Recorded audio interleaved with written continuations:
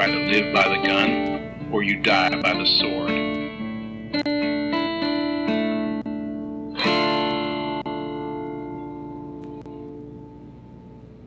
They're creepy and they're kooky, mysterious and spooky. They're all together ooky. The Good, the Bad, the Weird podcast.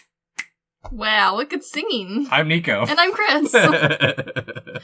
Yes, for those who haven't guessed it, we are doing Addams Family Values. Yes. Surprise, motherfuckers. Yeah, we could have done the cult classic, the first one, but we chose to cover the less good, but still somehow cult classic and ranked in the top 100 most inspirational movies of all time, the second one. Yes. I think this was a more heavily your choice than it was mine this time around. It was, and part of that is because I am a huge Addams Family lover. I love the original cartoons. Mm-hmm. I love the original TV show. I still watch it, like, whenever I can. And I have enjoyed its many reiterations throughout time. Okay. Well, for those unfamiliar with Addams Family Values, I keep wanting to say the in front of it, and there is no the in front of it. There is no the. It is the sequel to the 1991 hit movie, The Addams Family, in which Uncle Fester now seeks out true love while, like Morticia and Gomez. Yeah, he is the older brother, would like to experience tender-loving kisses or something. I don't know. There's a special place in my heart for Uncle Fester right now. Same. I love Uncle Fester. I'm still the only single brother at the moment, so yeah, there's that. Well, if you're going to be like Uncle Fester, then it's important that you also are incredibly wealthy. Not that at all. So. Because where the first movie kind of like made a jab at it and stuck much more closely to its original comic strip origins, and specifically much more closely to the original TV show, this one deviates more so as to try and take a stab at current topics of 1993. Yes. So, directed by Barry Sonnenfeld, a name that we've heard quite a few times on this podcast, especially in the last few months. His Wikipedia page is well perused. Yep.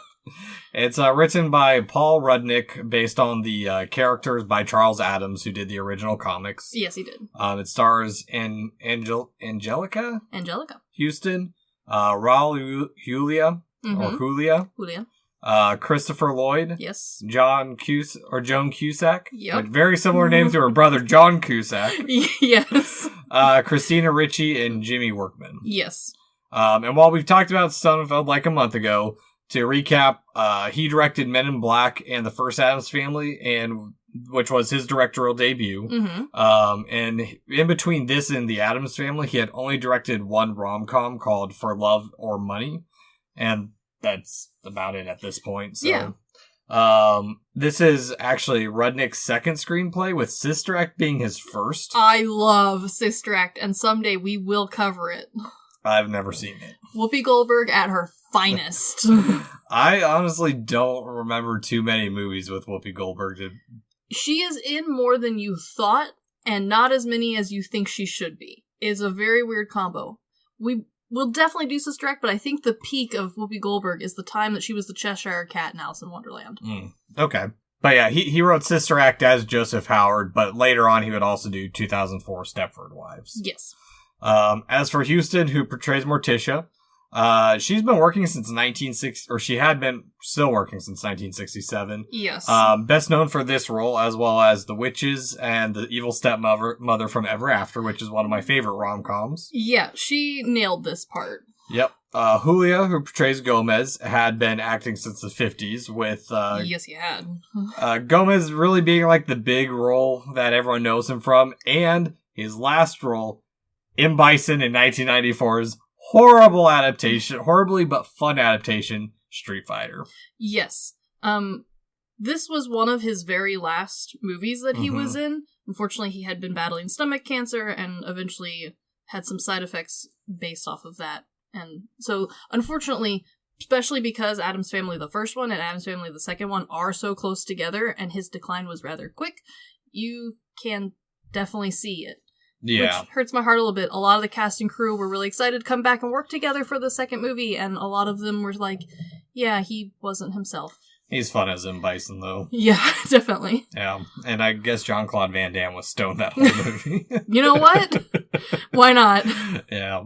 As for Lloyd, who plays Fester, he is an icon on a whole nother level from the rest of this cast. Oh my gosh, yeah.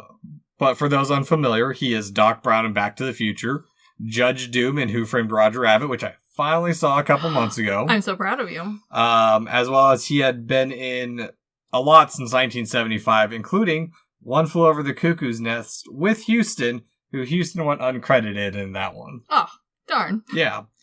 As for Cusack, who portrays Debbie, is one I am personally less familiar with outside of this role, but they're the voice of Jessie in Toy Story. Yeah.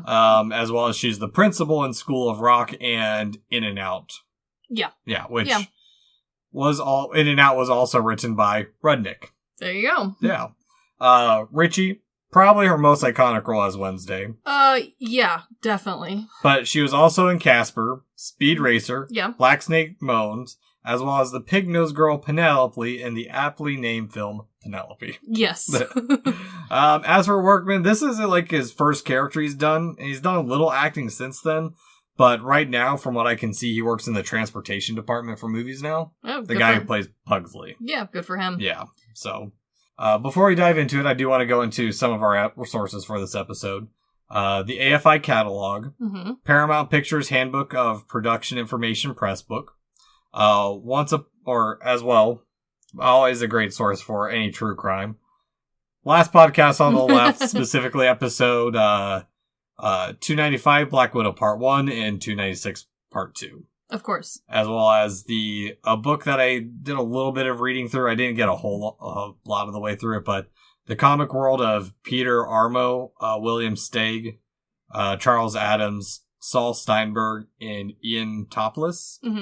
None I'm really familiar with, so. That's okay. Yeah. And I dug up the original comics. They are free online. They are part of the National Archive. That's it. They're old enough at this point. They're free. Yes.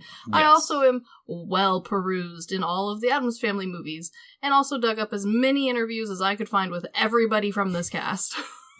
Yeah, something I didn't do a whole lot of. I enjoy all of them greatly, and so it was fun to dig up, especially because some of these people, like, this is what we know them from, but in other parts, in other places, they are well known for something completely different that blew my mind. Oh, yeah. So, before we get into the movie, I do want to go over a little bit of the comic books and the origins, something that we normally would save for our first movie in a series. Yes. But since this is our first time covering it, just briefly go over it. So, yes. From what I read, Addams Family first appeared in the New York Magazine in 1932, and it was done by, at the time, a 21-year-old Charles Addams. Yes. And it ran from 1935 to 1964. And then when it was transferred to television in 1964, the New Yorker asked for them not to appear in the magazine, and they've never appeared in print again. That is true, and part of the reason was because when they originally came out, the Addams Families were done in single-panel cartoons that were popular today. They were very cute, very pretty, but none of the characters had names. This was a generalized concept that Mr. Addams wanted to use to kind of have a little bit of fun with this idea of lighthearted macabre. Yeah, which I've read a couple of the comics. I'm just gonna say up front, I'm not a fan. That's okay. It's not my kind of humor. I don't really get it. But I also kind of wanted to do a little bit of digging, and maybe you can provide some more information on this. I couldn't really find much more around the inspiration of where the Addams Family really came from, other than that Addams himself grew up around graveyards and Victorian mansions in Westfield, New Jersey. He was just a creepy kid. Huh. Much like Tim Burton, man was just a little creepy. Interesting. No great backstory, unfortunately, despite what Tim Burton keeps trying to tell us. Yeah. We all know the truth. You just are a creepy person, and that's okay. Yeah, well, a less anticlimactic story than I thought it was going to be. Yeah, and honestly, he didn't really see these as taking off as much as they did. He made only 150 of the original panels. They aired like once a week to once a month, depending on how well everything was going, and he didn't even bother to name his characters. He was just making little one-shots. He did not see this becoming like the absolute gigantic inspiration and cornerstone of American pop culture that it became. It wasn't until the TV show came out that he started to really flesh out any of these characters, and honestly, by then he was stepping back a little bit and just kind of enjoying to see how this all happened. He wasn't super in-depth in the making of the TV show. He was there, he was present, he wasn't, like, super hands-on, he wasn't super controlling over his intellectual property. He just kind of released it into the world, and since then, the Addams Family has, for the most part, existed as their own entity. Okay. And I'll do some more research when we eventually do the first Addams Family movie. Sure. But I know after the show's success, it kind of went on hiatus for a little bit. I think there were a couple, like, little reboots. So the most popular show, the one that everyone knows that's in black and white and all of the fun trivia is about, it only ran for 2 seasons. Yeah. And honestly, that was pretty common at the time. Its greatest competitor was The Munsters, also ran at the same time, also only ran for 2 seasons. They were wildly popular, but stuff just didn't run for a long time at the time. Unless you're Columbo. Columbo does not count. Columbo was the weird... Because, like, Columbo was popular, but Columbo wasn't that popular, so there was no reason for it to go as long as it did. Yeah, it's a long... I finally watched the first episode of Columbo, not realizing it was like a movie, basically. Yeah, the first one really just kind of introduces you to everything. And I was expecting to see an old man Columbo from what I'd seen previously. No. Original Columbo wore booty cheek shorts when he ran across the beach. Yeah, so... Eventually, by 1991, we had the original Addams Family, or the original that our generation would know as the original. Yes. And after its success, it was obvious to make a sequel. Yeah, definitely. And this time around, Sonnenfeld wanted this film to have more of a story than the Addams Family, as well as bring in a few new faces, which I don't think he got across 100%, because the first movie does have a story, and I like it better, but that's neither here nor there. But they had to balance who to change and who to keep, and who was essential to the story. I personally think they did a good job balancing that portion of the movie, specifically. I do too, and something that's going to really, like, baffle people nowadays, especially because we have established the Addams Family as much as we have. The Addams Family themselves has always been a little bit fluid and dynamic as far as who the cast and crew is. The original Addams Family only really consisted of Gomez Morticia, Wednesday Pugsley, and Grandmama.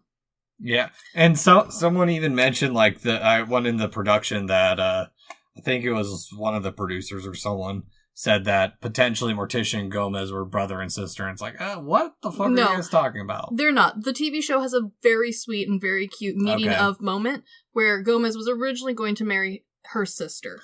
Oh, okay. They flush their love story out very well. Good. I do take that back. There was one additional family member who has been lost through the ages. Pugsley at one point had a pet octopus. He has since disappeared. And then at one point in 1954, Thing, the disembodied hand, finally made his appearance. He was not part of the original cast and crew. And then... Didn't they also not have names until the TV show? That's true. They didn't. Thing was originally a dark, shadowy blob hiding in the corner, too. He wasn't a hand. But his hand presentation was 1954. And then in 1964, that's when Cousin It and, at the time, Morticia's pet lion, Kitty Cat, showed up. Of course, Kitty Cat has unfortunately left our graces. Shocking. Some of these characters are coming from the animated cartoon that ran in 1973. Right. I did forget about that one. Which a lot of people do, mostly because it completely ignores all of the rest of the Addams Family lore that was being done around it. It just kind of did its own thing. It wasn't really based off the original cartoon, minus the characters and setting. It wasn't really based off of the TV show in any way. It was just its own little cartoon, 1970s style. It's cute. Not really worth a watch unless you're really into it. Okay. So, before we get into it, what are we drinking today, Chris? Well, they don't really drink a whole lot in this movie, so we thought that a martini would be appropriate. However, we don't have olives, so this is an olive-free martini. Yeah, well, they do have one drink, and I didn't really want to drink a prairie oyster on stream. I refuse to drink a prairie oyster. So cheers. Cheers. I think I prefer it without the olives, to be honest. Or gin and vermouth. Delicious. Call it a martini. It's still fancy. So, Addams Family Values. Oh, I love this one for so many reasons. I know that you have a lot of gripes, but there are so many good one-liners from this movie. There are, and I will admit that. And there are parts of this movie I like, because I do think the opening is interesting. Since we already have the family established. Yes. We start off with Fester howling at the moon and the children bearing a live cat, which the moon is very odd and it's very classical horror film because it's not our moon like we would think of. No, it is the most fake-ish moon to ever moon, but I like it. I don't know. Exactly. And, I mean, we got Lurch playing an arrangement of the family theme while Morticia is knitting and Gomez is wrestling thing. Yes. It sets the stage. I also think where the first one got away with having kind of a nonsensical plot because it was trying much harder to be based off of the original TV show. This one was also trying to do the same, but updating itself, but also with the recognition that everyone already knew all these people. So we do get to jump into stuff a little faster than the first one. Yeah, and I will say this up front as well. I didn't watch these movies until I was an adult, so they don't have the same nostalgia. I also think that depending on who you are, these movies don't necessarily hit the macabre button. Nope. And part of that is because these movies were made for a 1960s audience. Like, the macabre side was made for a 1960s audience, or even a 1930s, depending on, like, which parts of the humor you're taking. Then they were slightly updated to be less macabre and strike a better fandom in the goth culture, which enjoys a macabre theme, but doesn't really want to go for the whole shtick and caboodle. Which is the exact opposite of me. I am aware. However, my little gothy heart finds a dearness, and part of the reason that they keep coming back and keep getting revived is because they are so popular in the goth pop culture. Goths, it's hard to deny that, like, they're easy to market towards, like, a general audience without having to, like, cross too many lines, but also have a niche enough audience that you know you're going to end up with a cult classic. Yeah, like that, I see a lot of cosplay of it, that vampire chick from the Hotel movie. Hotel Transylvania? Yes. Yes, is a delightful TV series, or children's movie series. And I highly recommend the second one, where they throw a baby off of the roof to try and get him to fly. That happens in this movie, too, except they're trying to see if it bounces. Well, so the running gag of this entire movie is that the children are trying to kill each other, or trying to kill the baby, because Wednesday says that when a new baby shows up, you have to kill one of the existing children, and to her defense, she is consistent, as she was trying to kill Pugsley in the first movie. Yeah, that's accurate. Yeah. One thing I think that's interesting, just from behind the scenes, is Thing is actually 15 different puppets. It's a lot. It is a lot, but also, Thing looks good in this movie. Yes, he does. Thing looks very good in this movie. And the original, too. Like, he looks good in both. I do appreciate Thing's original, like, variation. However, this Thing is definitely iconic and way more fun to roam around with than opposed to, like, living in a box. Yes. Also, we get to see a lot more of the house now, which is still very ugly. Yes. And something that the original fans didn't like, to an extent. When it first came out, it had a bit of, like, a group that did like it. They liked seeing a, like, family live in quote-unquote a haunted house. However, by the time this came out, it was a well-known fact and something that a lot of the hardcore fans loved about the original house was very brightly colored so that it would show up in black and white. The room is pink in the original. Interesting. They were ugly decorations, but they weren't the black and white that we think of now. Yeah, I know that that was one of the issues when converting to color is colors show up differently in black and white, so a yellow might look bad against a brown, whereas on black and white it would look better. Which, when the first movie came out, a lot of people were gung-ho for this really, like, monotonistic version of them. It definitely hit home with the cult classic people, as it, like, lends to that sort of styling where you have a very limited color palette and everything feels much more intentional. But by the time the second one came out, this was no longer just, like, something that only certain people were watching. Every single person and their mom was now well acquainted with the first movie version of the Addams Family. So the hardcore people who really loved it and were excited to see the rest of the house were honestly expecting to see something a lot more, like, richly decorated and a lot less just empty room and cobweb. Yeah, I get it. Yeah. But Sonnenfeld and Rudin both made it a point to make sure that this movie's house is more close to the original cartoon. Even with the costumes, they're from the 30s era and match more the original cartoon as much as possible in that regard as well. Which a lot of people do like the costumes in this, and I'm one of them. The costuming is something that the Addams Family has taken a lot of, like, very specific interest in over the years. Wednesday's outfit, Morticia's outfit, and especially Gomez's, who was originally based off of a gangster. I see it now. Yeah. Yeah. Pinstripe suit. Yeah. Yeah. Suspicious amount of money. But, yeah. And so, like, people have gone through huge deep dives over the outfits and general stylings of the families throughout the years, especially because we've had enough people play each of them by this point. And a lot of people agree that despite this one not making any huge differences from the first one, the costuming on this movie is top-notch. Yeah, no, I agree. And they definitely stylize this movie quite a bit, too. Like, I don't know if they did it in the first one. I rewatched both of them. Well, sure. Because I was curious, like, because I remember liking the original much better, or the first movie much better, but yes, in this one, every single shot of Morticia is very Dracula-like, where the moonlight's just over her eyes, or just on her eyes. Yes, they were definitely more, they were trying to be a little bit more of everything with this movie, but by doing that, they were still trying to, like, be for the masses. Yeah. So which it kind of lends itself to being overly cheesy, which is part of the reason I think a lot of people enjoy and remember this one more than the first one. Well, and, like, to a point, like, there was parts in the movie where she has to move into a specific angle. Like, she's not glowing up, and then she steps, like, just over a little bit, and you can see the moonlight over her face. Yes. And this is something that they did in a really clever way, especially because the first movie, we were already building up the characters and everything, but the TV show Morticia's dress was so small at her ankles, she had to, like, shuffle walk everywhere.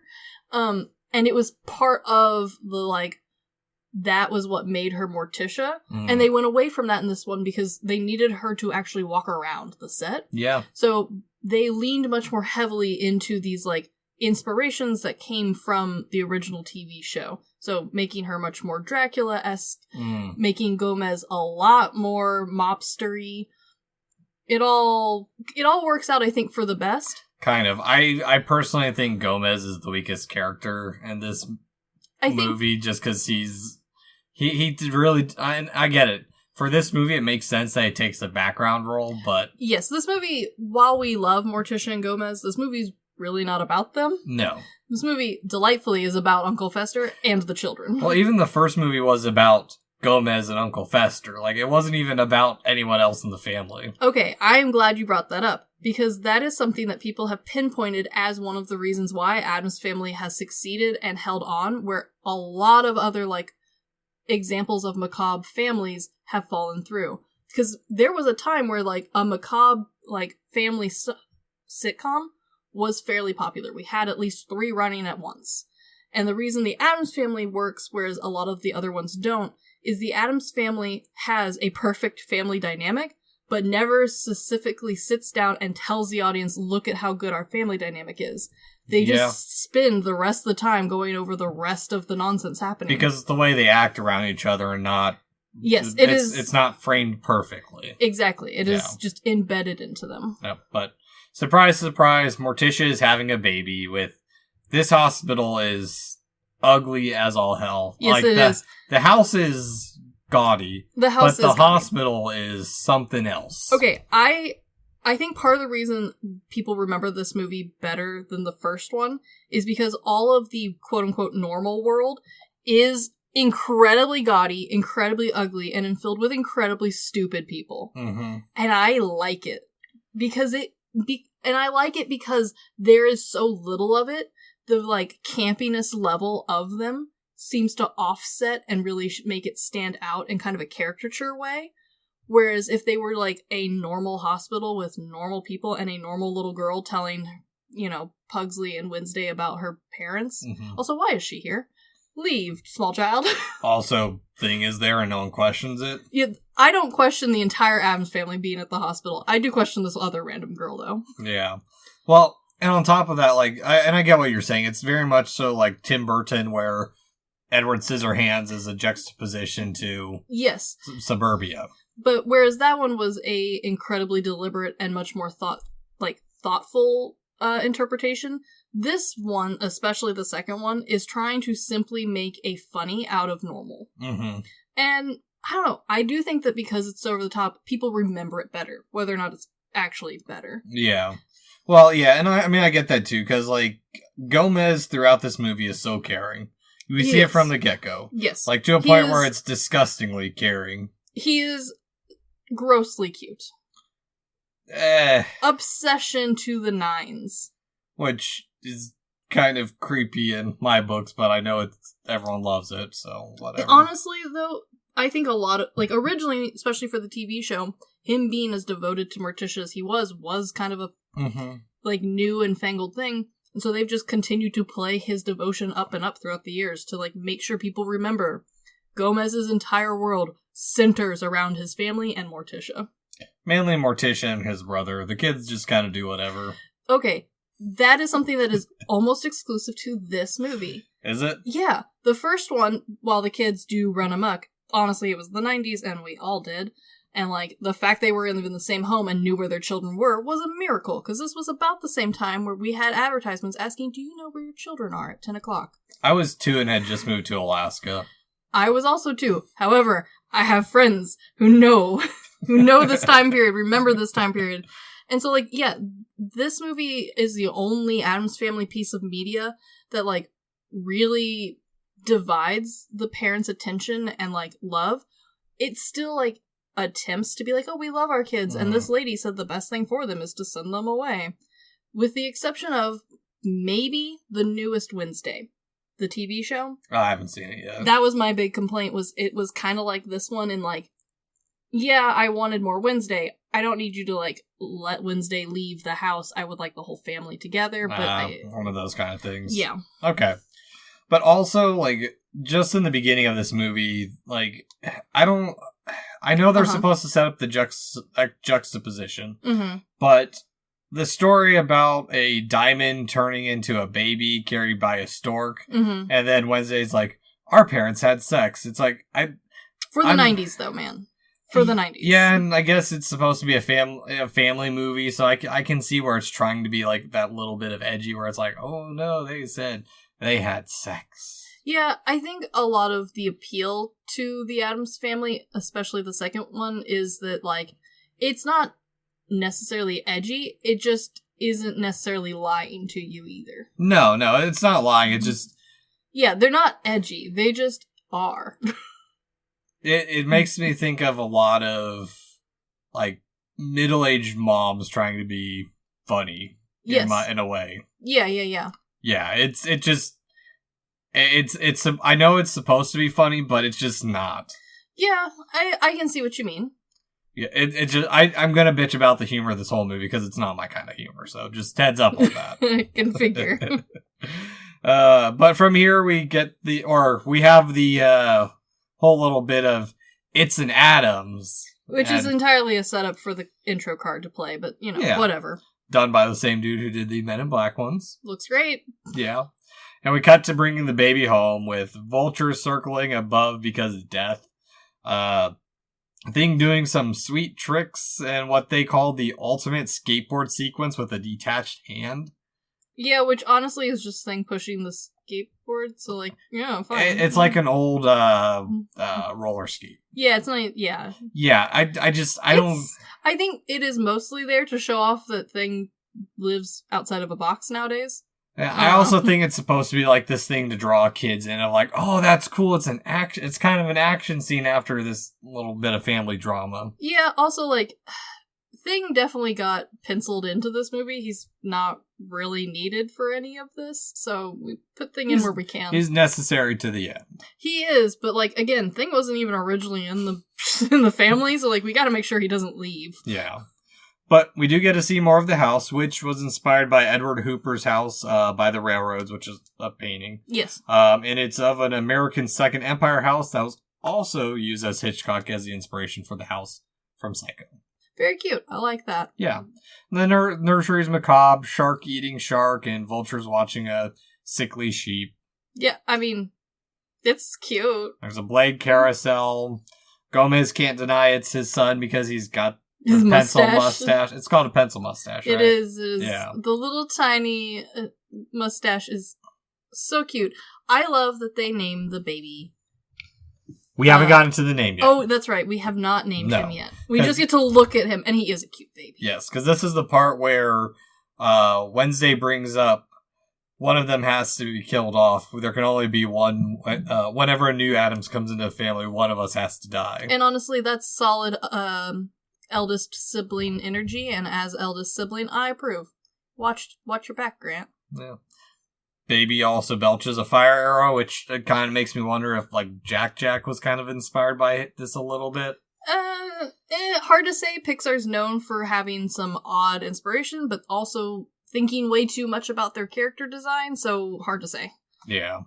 But from here, we're immediately off to kill the baby, which this is the part where you have the joke of the bouncing baby boy. They test to see which one falls faster, and... Yes. And something to be note, for those who don't care for the humor style, I don't think any of this was meant to be... Like, I think this was meant to be better understood as, like, small snips, small scenes, as opposed to, like, a full movie. Because when you're watching clips from this, when you remember clips from this, hilarious. When you have to sit through all of it back to back, it loses its edge. It's exactly what I have later on in the notes, is that this movie feels like it's just little gags stitched together and not in a very well... It makes a story, but is it really a good story is the question. Yeah, and while I understand they were taking inspiration from the original TV show and the original comics, both of whom, like, every episode, with the exception of a handful of, like, special episodes, were fairly self-contained. You didn't really need to watch the whole thing together to enjoy Addams Family. This is the only time where, like, they tried to do that. I honestly think this would have been better as a TV show. Yeah, no, I completely agree with that. But also, what is... Because that's one question I had. Okay. Because there's obviously dead Addams. And... Maybe. That was my question, is, are they invincible, or do they just kind of, like, fade away into the grave for a while? So... Because Lurch takes a bowling ball to the head and lives. Lurch is also arguably already dead. Yeah, there's some... I forget who brought it up, that Lurch is potentially made of other parts of Addams.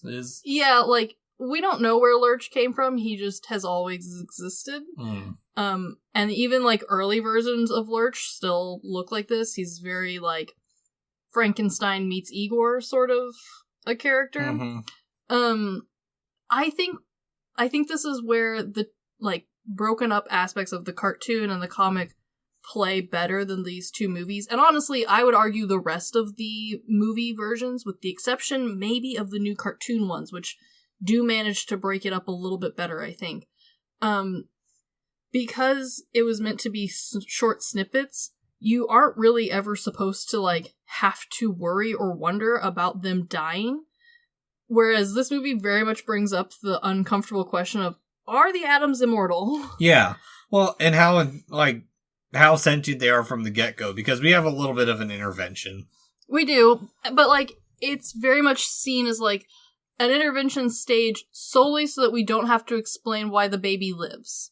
Yeah, well, and they even brought up that it's mentioned that even the Addams Family traditions change because, like, oh, are you under the assumption that there can only be one, or when one child comes in, the other has to go? And then Granny's like, it hasn't been like that since the old days. Please note that Granny's character, even from the original get-go, was always meant to be a little loopy. She was always meant to be, like, the quote-unquote weak link of the Addams Family. Everyone else was supposed to be fairly independent thinkers. And Granny is also questionably old. Grandmama, according to their own, like, lore, is, like, dirt old. So, like, what she means by the old days, we don't know. Okay. Makes a little bit more sense. Back when, like, resources were off. Makes me think a little bit of, there was a Japanese flick called The Ballad of Narayama, which is about when people reach a certain age, they take them up to the mountains to die. Yes. Very good movie. Yeah, it is implied that there has always been Addamses, and there always will be Addamses. Who they are, not sure. There is a running joke in the Addams Family universe that all Addams are related to these Addamses, but they don't associate with the single D Addams. They are a disgrace. Interesting. Weird. Yeah. But now we have a little bit of a cheesy and awkward moment between the loving bros. At night, Fester is reading Men and the Women Who Avoid Them. Not really needing to set up too much of the family. We get it. We already know. And I think that's part of the issue is instead of like really feeling like we're updating where the family's at, it feels like it's heavily relying on having to have seen the first one instead of letting this movie stand alone. If you have never seen the first one, you will not understand who any of these people are or what is going on. No. But Wednesday and Pugsley are still trying to kill the baby, which baby is able to stop a blade. Yeah, I mean, it's Addams Family, why not? Morticia's got some sixth sense that they're up to some shenanigans. It's Morticia, and honestly, judging by how crazy her sister was in the TV show, I wouldn't put it past her. Yep.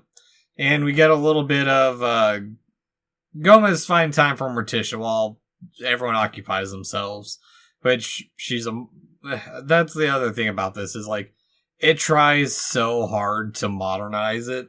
It kind of falls apart. Like, I get what they're trying to do here, where Morticia's a modern woman trying to have it all, wishing to have the time to pursue hobbies and career and seek out the dark forces and join them in their hellish crusade. It's like, yeah. I mean, I get what you're trying to do, but it's not. It does. Here's what I think is. I think it's so dumbed down from how clever they want it to be. I think so too, and I think a lot of the points that get missed that would have helped to like solidify any of the other family members' struggles outside of the children and dear Uncle Fester is that like the Addams family is insanely rich, endless money level rich, and instead of having them deal with it in kind of isolation, which is how 90% of Addams Family media works, is like they don't really have to deal with the outside world with the exception of like one person who comes into the house. Later on, this movie spends a great deal of time trying to juxtaposition how the Addams family are really wealthy, but they are good wealthy, versus the rest of the normal people who are bad wealthy. And it doesn't quite come off like they wanted to. They do try and address this issue when the new Wednesday came out, but again, they kind of miss the point in favor of all these other like things happening, and it just gets muddied. That doesn't even come across in like the first movie either. Like it just doesn't work. No, it doesn't. Yeah, which because of this and this long build up, it's time to find a nanny. Which 3 failed nannies and finally Debbie arrives. I love Debbie. I love Debbie because Debbie is the stupidest character to be in this whole movie, and she's in it for the whole movie. We don't just get rid of Debbie quickly. I like that. I wouldn't call her dumb. She's smart, but she's not smart enough or tricky enough for the Addams. When I say dumb, I don't mean that like her character is dumb. I mean that like as an overarching premise, this is a stupid character. Yeah. Like when she is later on watching her own news special and you see her quote unquote disguises, you're like, wow, a 2-year-old changes costumes better than this woman. How has no one caught her? The rest of the world is so dumb except for the Addams. But even the Addams get fooled by her. Well, they're probably not watching news. They probably don't. I believe they only read the paper. Good point. Exactly. Which the executive David Nixay said Debbie's character was supposed to be a real conformist to what we call American traditional values, upward mobility, consumer-oriented, which... I don't think that came across at all. No, I get the consumerism portion. I do too, but this is the Addams, and they have a lot of shit, and they have endless money. It doesn't come across. Yeah, there's a lot that I was reading in this where people are talking about the movie, and unfortunately this meme is kind of stuck in my head, and it makes me watch like every single making of interviewed the same way. Uh-huh. Where they're like talking about how it's going to be a changing movie, and specifically the meme is about the Scooby-Doo movie where like the actress who played Daphne was talking about how advanced everything was going to be, or like how progressive it was, and then the guy who played Freddy's like, it's just a talking dog. It's just a talking dog. Yeah, that's this movie. Yeah, which, again, I think, I agree with you. I think they could have played it up a bit more with Debbie instead of, like,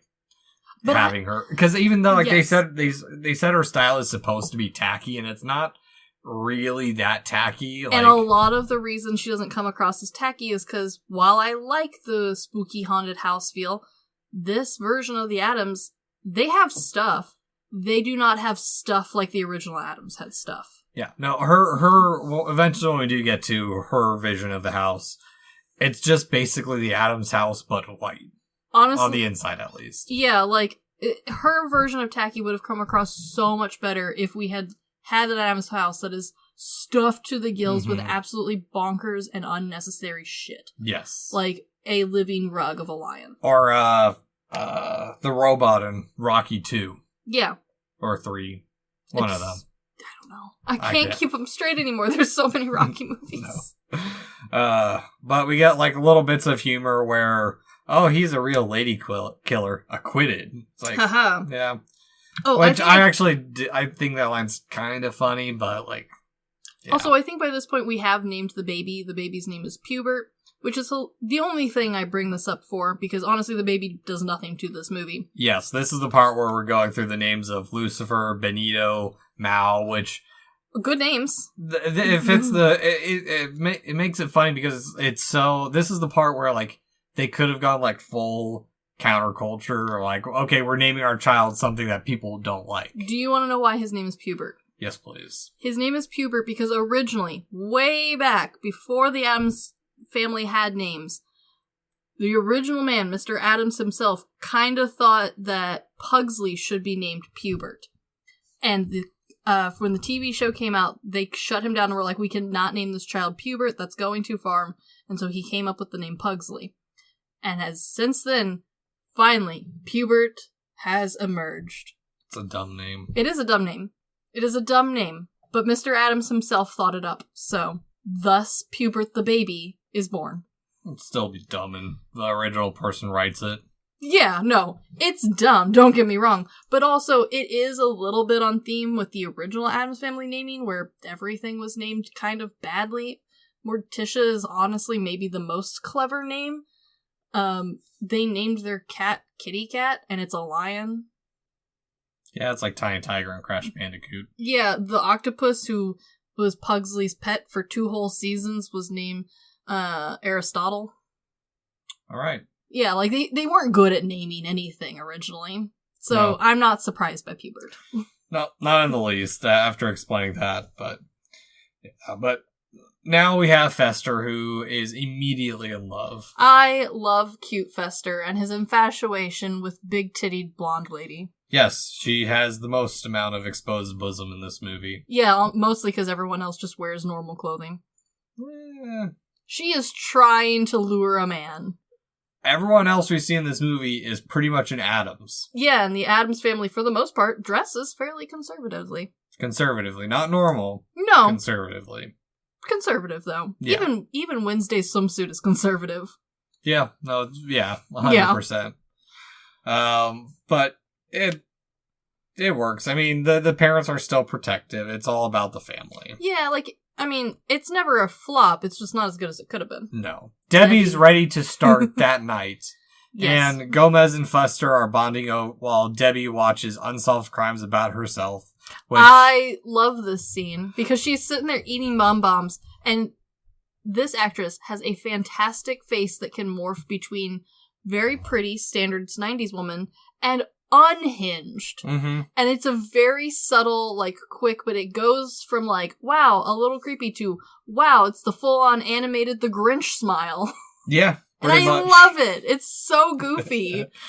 But I do like this part because it's very much that Hitchcock ticking bomb of informing the audience while the rest of the Addams family doesn't know who they're working with. Yes, it is a little sad that she couldn't just homogenize into the Addams. She would have fit in perfectly. Exactly. Exactly, because she already kind of fit in, and she didn't have to do as much research to fit in if she wanted to. Yeah.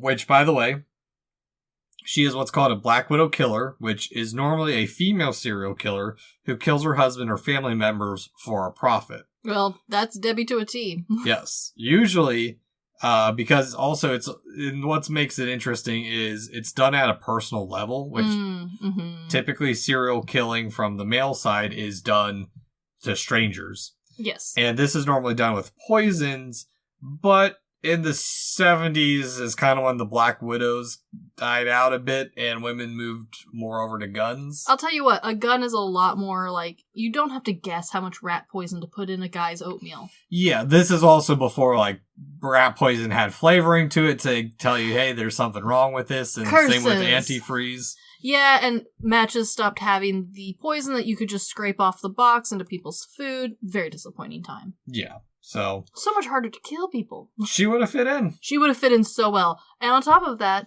where a normal Black Widow would have chosen something a little bit more subtle, or, a little bit more clever, Debbie's quote-unquote clever schemes from the get-go during this news interview are both not clever and not subtle. The fact that no one has caught her is just an absolute testament to the quote-unquote real world of the Addams family. Unsolved mysteries. I love how she's an unsolved mystery. They have so many photos of this woman. Well, and I mean, it's a movie, so you gotta make it, you have to know 100%, okay, it is her, because otherwise there's that doubt of like, is she really this killer, or is she not? You know the costuming did it on purpose, because I, face blind myself, could still tell it was still her, which is very impressive. I'm surprised you didn't think it was Heath Ledger. And you know what? Honestly, she has Heath blonde Ledger hair. ain't got the titties. Yet. He's dead. Yeah. I don't know his prerogative. I don't know what his will said. Not my business. In this movie, they dig people up anyway. Might as well. But Debbie is good at her job from the start. Yeah, I mean, she does entertain the children, and they don't kill Pubert, or whatever his name is. Yeah, Fester is hella awkward as... I love Fester. I feel so much for Fester. Everyone does, and that is why Fester is the best. And while, honestly, this version of Fester has continued on in most reiterations of the movies. Oh yeah, I mean, Andrew, or... Was it Andrew Lloyd? Yeah, Andrew Lloyd. Mm-hmm. Like, he is, like, every character... It's kind of Doc Brown-like. Yes. But like, bald. Yeah. And not as crazy. I think he feels crazier in the first one. Well, he kind of is crazier in the first one because he doesn't know he's... Yeah, well, other than just, like, the whole, like, amnesia for plot's sake. Actual good use of amnesia for that one, to be honest. Honestly, yeah, could be worse. Better than anime amnesia. Oh my god, yeah, for sure. Yeah. But also just, like, Uncle Fester, when they came out with the animated movies, still pretty much the same Uncle Fester. When the new Wednesday came out, this is the same Uncle Fester. They changed a lot about all the other characters throughout time, trying to update them or just to fit different actors and actresses that they were pulling for it. With the exception of Fester. Fester has stayed the same.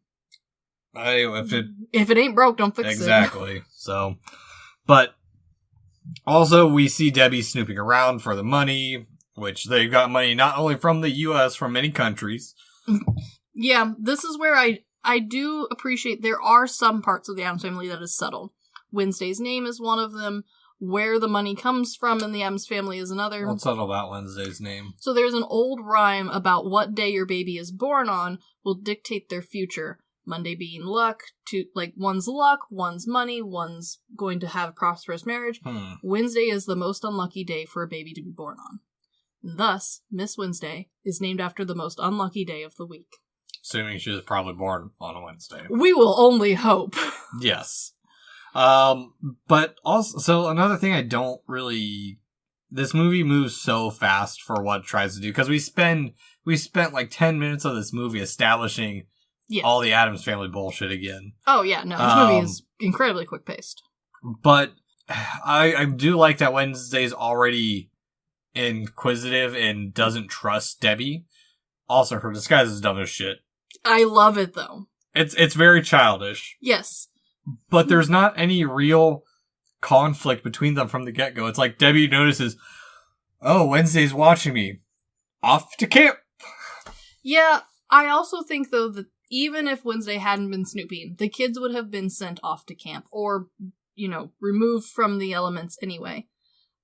Because while Wednesday appears to not like anyone, including Debbie, Wednesday doesn't straight out say she doesn't like Debbie. So, based off of Wednesday logic, she might not dislike her. She might think she's fine. Yeah. Well, she's suspicious. She just doesn't know. She's gathering intel. She is gathering intel, but also Wednesday is a very blunt character, which is part of the reason that, most people gravitate towards Wednesday is she has resting bitch face, real hardcore, apologizes for nothing, and also is incredibly straightforward to the point that it hurts people. She's a spooky child. She's a spooky child who also, fits into the whole, dynamic of, people take her now as, I don't take bullshit from anyone, where in reality, she aligns better with the whole, I don't know how to interact with humans. Does she have autism? I think so. She fits the bill. I'll give her that. I'll say that. Wednesday does fit the autistic girl bill. Interesting. Yeah, so, honestly, because she hasn't directly said, I hate Debbie, she needs to go, as far as I can tell, Wednesday loves Debbie. No, we know she doesn't like Debbie. She likes her more than the baby. She spends a lot less time trying to kill her. Well, because Debbie's not an Addams. She doesn't know if she can kill her or not. Honestly, maybe. But yeah, there's this whole little scene of, they didn't want me to tell you, but they really want to go.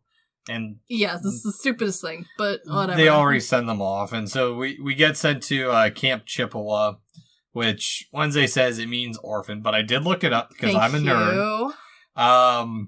According to the Encyclopedia Britannica, it means one who roasts using stones. Sure.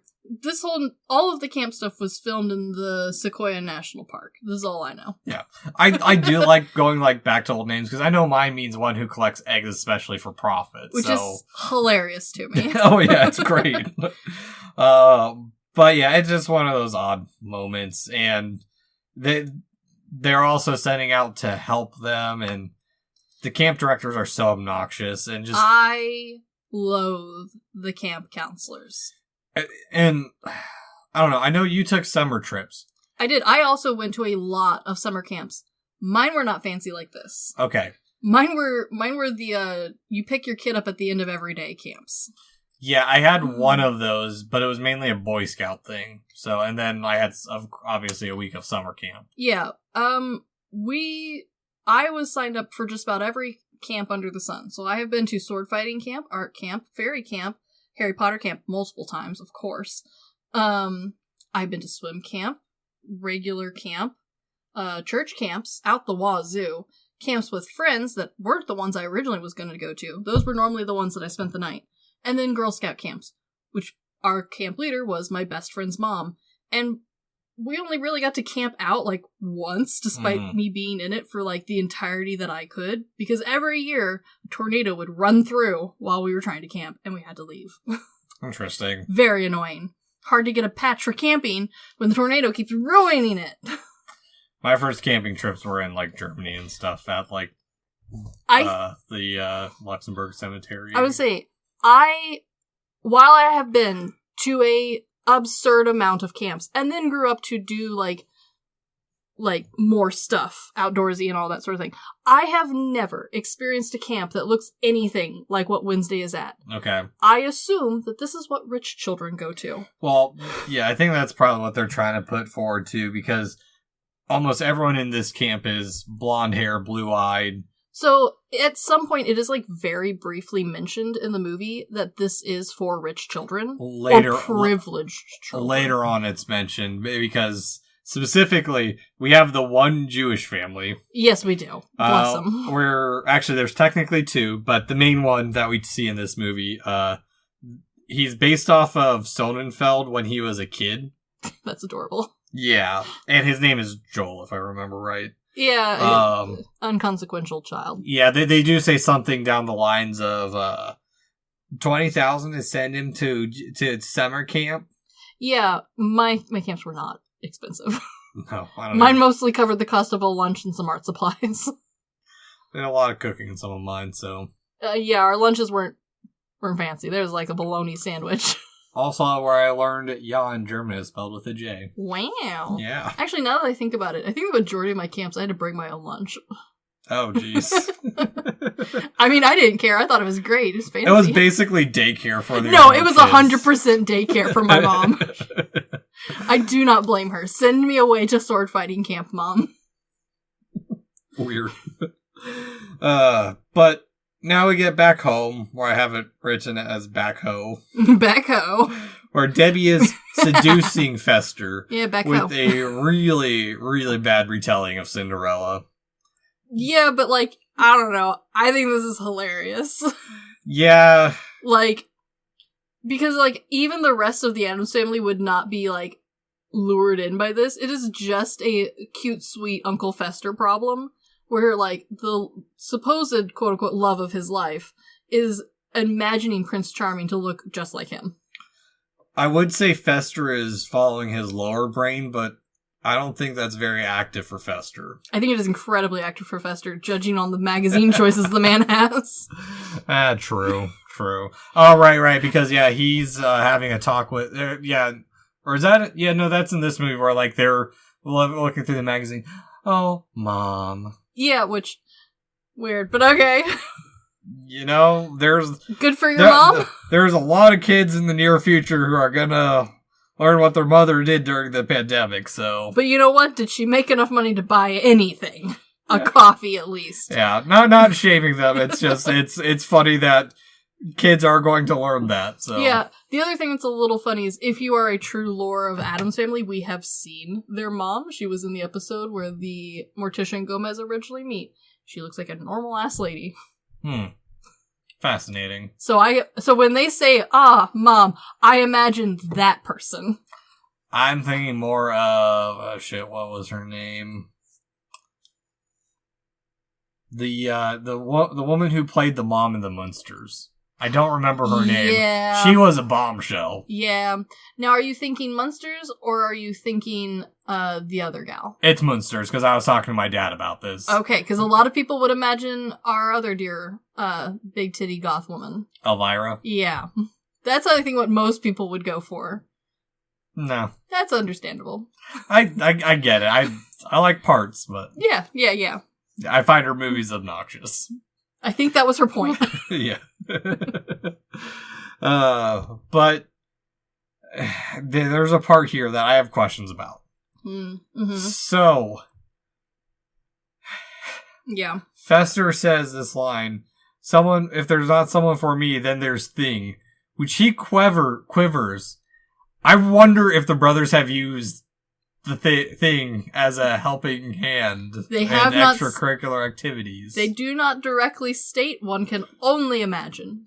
I'm sure there's some drawing out there. I do not know. Yeah. And also just we get the little childish nature of Fester agonizing over asking out a woman. I do think it's kind of cute though, because like Fester is the older child, and yet almost in every iteration of the Addams Family, he is the sweet but kind of dorpy uncle. Mm. And I'm glad that they don't like try and work around that. Like, that's just who Fester is. And this movie is not long enough or deep enough to change that. No, because immediately after all this, we go back to camping where we have this swim training, which... I love this. We find Wendy's arch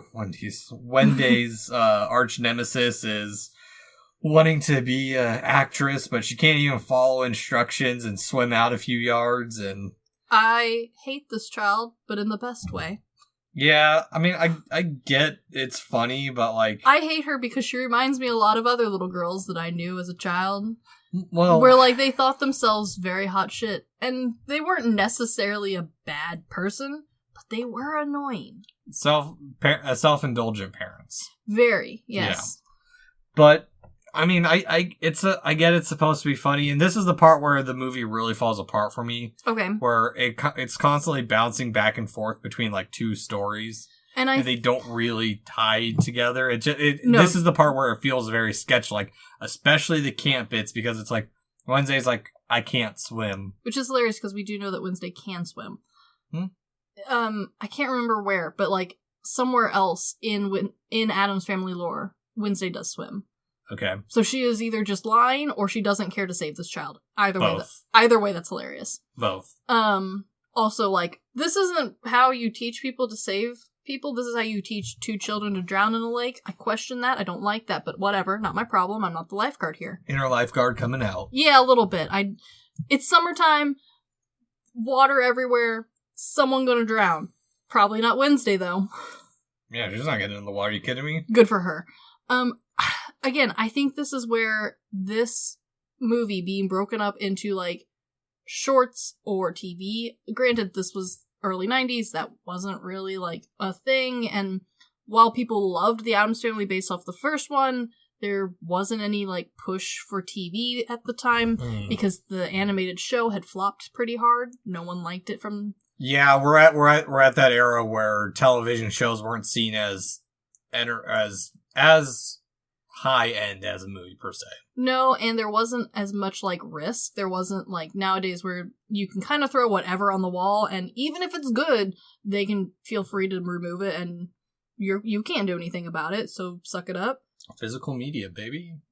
Yeah, there wasn't really like TV experimentation in the early 90s. There was some very strict formatting. We're still in the days where like Blockbuster and Video Hollywood and VHSs were getting on the cheaper side. Yeah, so or like... more affordable. Not cheap, but more affordable. Yes. And like, so like, I understand practically this movie was never even conceptualized as being TV show or shorts format. However, I do think nowadays we got close with having that with the new Wednesday, and yet each episode was a little bit long, and also only about Wednesday, which is whatever. I'm not bitter.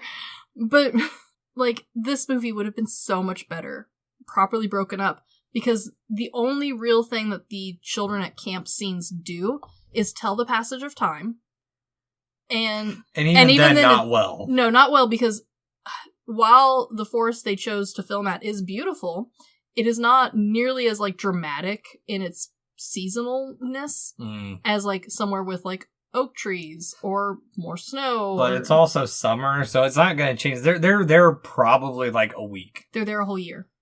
What? They're there a whole year. No. Yep.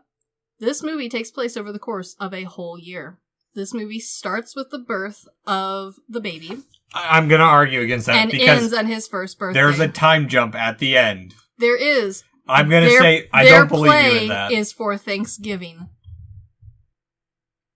Those kids are there forever. Does it make sense? No, it does not. Yeah, But this movie, in theory, takes place over the course of a year, and there is nothing to suggest that these children go home for any of it. I hate this movie even more. No, it is a terrible inconsistency. I don't like it either, because, like, it's well established in the first movie that Wednesday and Pugsley go to public school. Mm-hmm. And not even, like, a fancy public school, just, like, normal-ass public school. And, like, they never say that the summer camp is just during summer. However, it is heavily implied that, like, the second half is in fall. But you can't tell, because they're in Evergreens area. The only thing showing that it's not summer is that people are wearing not short sleeves and shorts. It's dumb as shit. It's dumb as shit! I hate this. I do too. I like to think that these children have been kidnapped and are forced to be at summer camp for like a year. Is that true? I don't know. I looked everywhere I could for someone to give a hard, definite timeline for this movie, and it is just up to people's interpretation. All we know is that it takes place over the course of a whole year. I hate it. I know. I'm sorry. But it's time for dinner out, speaking of things going back and forth. Oh yeah, I forgot about this. Really trying to sell Fester, and he is awkward as all hell, which... is again, because it's Fester, it's adorable. Yeah, she's special because he vomited at her. Just a little bit. And he only does that for her. I feel you, Fester. I mean, same Fester, I understand. I wouldn't want to go on a double date with my siblings either. I'd be a very hard sell. Fester is also a hard sell. Fester's one party trick is that he can light a light bulb up with his mouth. Okay, no, that's part. His party trick is walrus. Well, in this movie, it's walrus, but his normal party trick is that he can light a light bulb up with his mouth. Didn't know that. That's his running thing.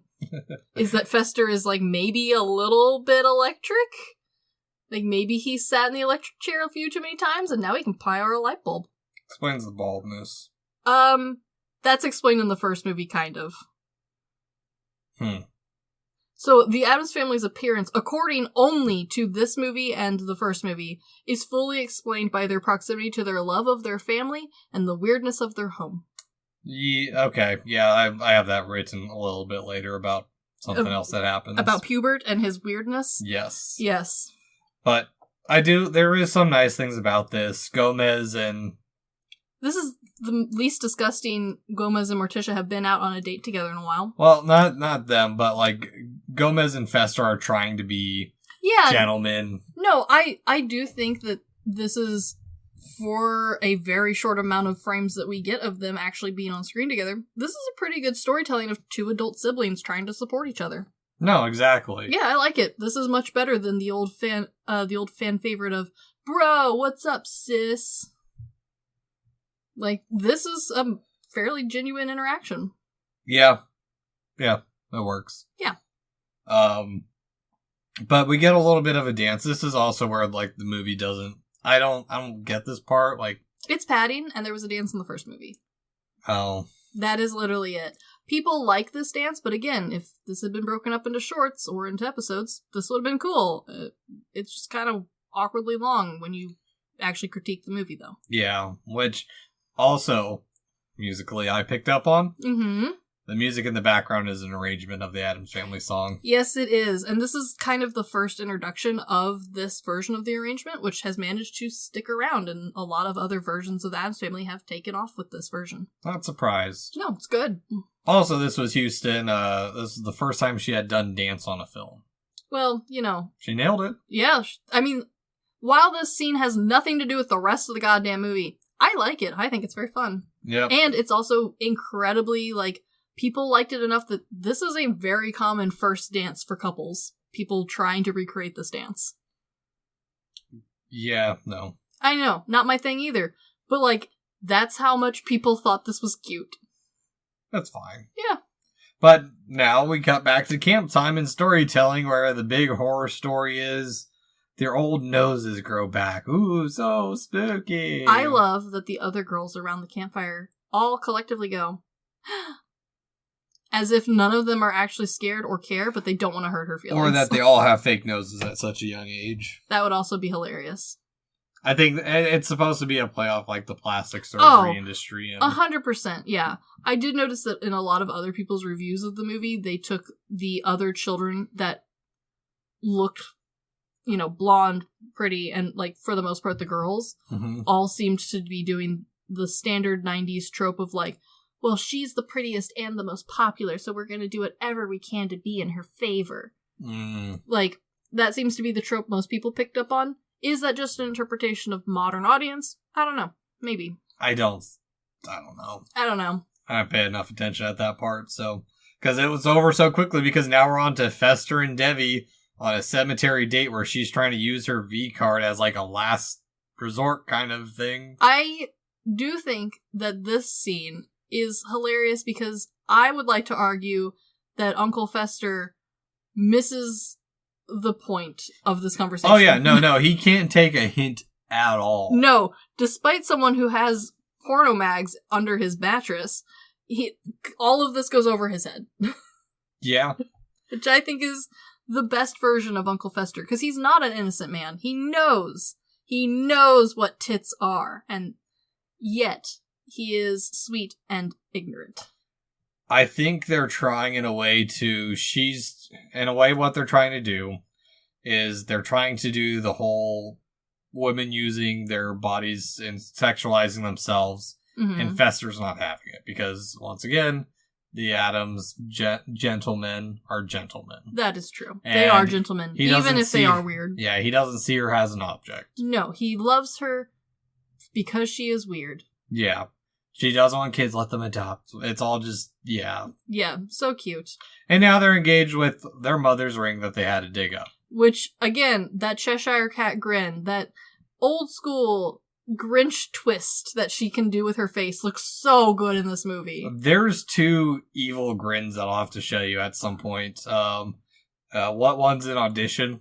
Mm-hmm. And Takashi Miike. Yes. And then Shion Sono's Anti-Porno. There is a evil fucking grin in that movie too.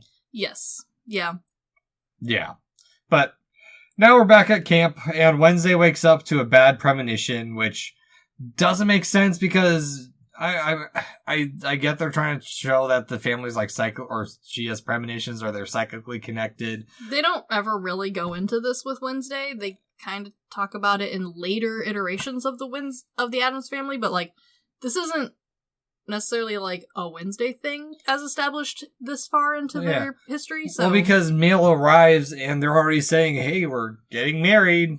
It's like, okay, cool. So why did we need that? I know why we needed the letter. It just so that way we can give a reason for them to go to the wedding. They have to tell the camp counselors or some bullshit. Again, because they are there for an extended period of time. Yes. Yeah. No. It's just dumb. It is dumb. I agree. I don't care if Wednesday is telepathic or has foresight or whatever, but make it consistent, guys. No, exactly. And they get, because she's a grumpy pants, she and Pugsley, who hasn't done shit this whole movie. That is Pugsley's way, though. Get sent to the Harmony Hut, where the Jewish boy is sent as well. I love Harmony Hut, because Harmony Hut has every poster that should be there. It's sickly sweet. It is, except for Michael Jackson creeping in the corner. That's one thing I don't get, is like, he turns around and screams at it, and it's like, I don't know what you're trying to... This was the time where it was an open secret that Michael Jackson was not a child-friendly person. Child-safe, I should say. But this was well before people, like, acknowledged this open secret. This was something that, like, people knew and kind of understood, but it was also still so far under, like, the dark and radar that, like, a lot of people could claim ignorance. So this was an attempt at a jab at that, I think. But also, it doesn't work. It doesn't work. No. Especially because, like, for who this audience was written for, they probably wouldn't have gotten it. Modern audiences do, especially after all of the documentaries that has come out about him and his estates. But again... Neverland. Yeah, a very, very, like, mind-blowing thing to watch.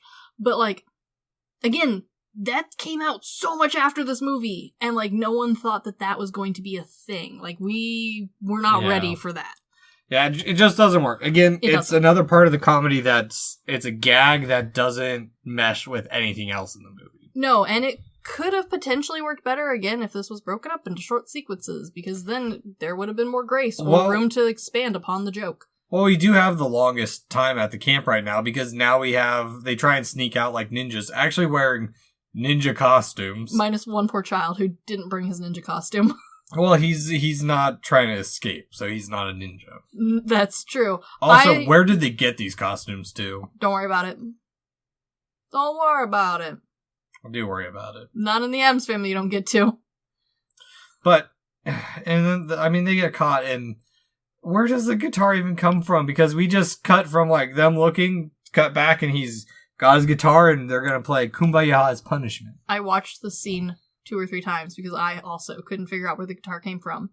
That character can be seen running down the hill alongside everyone else and their search dogs to get the children. He did not have a guitar. Exactly. He pulls that sucker out of thin air. Bad editing. Bad comedy, bad editing. Yeah, you could make the argument that just the world of Addams Family in general allows for things to be, like, metamorphosized out of thin air. Mm-hmm. But, like, I kind of only like it when that's just the Addams Family who can do it, not the random creepy camp counselor. Yeah, no. It's dumb. It is. Because now we cut to the wedding party where there's the conjoined twins from the first film are there. I do like that we have built upon the Addams Family lineage, because that has been some of the fun, is, like, finding new Addamses to enjoy. Yeah, well, in this part, like, it doesn't really add anything to the movie either, other than it's another set of gags because we get to see baby It in a coffin buggy. Adorable. Cute. Very cute. And they baked the stripper in the cake. That's hilarious. Which is... It is dumb, but it's a little funny. Kind of. It's like, again, in a short format, if this was just a clip, a little funny. Because it's in a long movie and you're now tired of this plot. Yeah. It's not as funny as it could be. Okay. Yeah, I get it. Because, immediately after this, we're back at camp where Wednesday and the boy are bonding, where she's found her Gomez. Yeah, which is cute. And I do appreciate that, like, these movies are the only ones that acknowledge that other people outside of Addams's can, like, truly become an Addams. Yeah. The first movie does an excellent job of it. This one kind of hints at it with Wednesday's love interest. I like that. I think that adds nicely to the world. The moonlit silhouette and the little butt scoots over to him. So cute. It's adorable. It shows that Wednesday can actually have some feelings. Yeah, and I also love how throughout all this, while Pugsley does nothing, I also would argue Pugsley is an awful lot like Fester. He won't shine until he's closer to 40. Yeah. But he gets invited to the wedding, which now it's the actual wedding time, which I get it. It's macabre. Yeah. She's out of place. I do think her line's kind of funny of ditto. Yes. But there's just I know it's needed for the movie to advance, but it's just so brief too because no, it's very brief. They pull up. There's a dead body with the cans. Like I don't. Meh. Again, it could have been elaborated on more, but then the movie would have been too long. I would have preferred that. I think the movie could have been split into 2 different movies. Debbie's thing and then Camp. Those should have been 2 movies. 2 different movies. Exactly. Yeah. Which Wednesday catches the bouquet. It's next to be what I think one of the older women in it calls her like she says something derogatory towards her. I don't remember. Yeah, it's like hussy or something. Something like dumb. Yeah, whatever. Yeah. Skink, maybe. I don't know. But now it's on to the honeymoon in Hawaii, which we get the fun, like, horror-esque electrocution, but unkillable. Yeah, I mean, it's the Addams Family. You gotta try harder for the man who literally electrocutes himself every Wednesday to relax. Yeah, I mean, this is the part where I kind of question, like, are they invincible? Just because before they had a scene where they had talked about, like, the previous matriarch had died. Yeah, but at the same time, like, it's the Addams Family. There isn't really rules around them, and that's where the original versions and some of the newer ones, like the new animated ones, despite people not liking how it looks, or the storyline being very compelling, I do think it encompasses this idea of, like, don't worry about it. Don't think about it. I do think they work better for this. Whereas this movie, like, you have too much time to think about it. Yeah, because you're blocking out all the other bullshit that happens. Because Fester's ultimately given the ultimatum that if she sleeps with him, he'll never see his family again. And oh no! I mean, hard choice, Fester. It makes me think of there's memes out there where when she says she's never done it before, and she pulls her hair back in a ponytail. Yeah, Debbie gives that energy. She's got that Glock 9000. Yes, she does. And that's short-lived because back at home, no one has heard from Fester in a week, and this is the part where, like, we get the prairie oyster for the kiddo for the hair of pup. Yeah. Which I learned comes from a old remedy for rabies. Hair of the dog that bit you. Definitely won't work, but I appreciate the attempt. Stick it in the wound. Yeah, definitely not gonna help. But you will die faster, so that's fun. Yeah. From here, we cut back to camp where there's archery, and never hearing from Fester finally arrives. It gets to Wednesday before it gets to Gomez and Morticia. Yeah, that is a little strange. Yeah, and also I don't particularly get it's the comedy. The killing of the bald eagle that's supposed to be funny, where the camp counselors, aren't these extinct? It's like, shut the fuck up. Okay, so that is something I also don't quite understand. in the 90s, the bald eagle was on the endangered species list. It was all the way up until I think like 2007, 2010-esque. However, just being on the endangered species list does not mean you're close to extinction. There's a lot of ranking in between there if you haven't bothered to look. At no point in American history have the bald eagles been close to extinction. As a kid, I didn't get that because they were all around us in Alaska, so... Yeah, like, I don't know if this was playing off of 90s ignorance of how the endangered species list worked, because there definitely was some of that at the time. There was definitely not I don't know if, like, throughout history, like, we have separated the categories more or not. I just know that, like, most people didn't pay attention to, like, what level of endangered that was at. Like critical or... Yeah. Most people just heard endangered and assumed, like, next to extinction, whereas nowadays, we're so used to hearing about this is the last one on planet Earth that, like, people aren't super worried about, like, oh, you're on the endangered list, you're fine. You'll be fine. Potentially. The bald eagles were fine. However, Wednesday shooting the bald eagle does pose Pugsley shooting the bald eagle does pose a problem for the camp, as it is illegal to shoot them. Yeah. So, like, who's paying the fine here? Supposedly Pugsley. Yeah, I mean, they can afford it. Yeah, they definitely can afford it. Everyone at that camp can afford it. With maybe the exception of the camp counselors, who I have a theory are broke ass. No. I highly doubt it, since they're the ones running it. 20 grand for each one of those little shitheads. Yes, however, camps are fucking expensive to maintain. Yeah. Fucking expensive to maintain. And they're there for how long? Room, board, food, activities? Shooting a bald eagle? True. Like, they might be making some money. I don't think they're making very much. I mean, these cabins are nice. They got running water and shit. There are no bugs in there. It doesn't smell like roaches or nothing. They're making money from the dude's side hustle of plays and music. Honestly, probably. Probably not, because they're shit. They are shit, but I have seen worse. Yeah, but from here we go back to Debbie and Fester are back from vacation, and Fester's still alive, which... Good job, Fester. Who's the hearse driver to Debbie? Like, he seems in on the plan because he's like, he's still alive. I know. Yeah, I don't know who the hearse driver is either, because he's definitely not an Addams. Mm-hmm. And Debbie was the one who hired him, so, like, who is this man?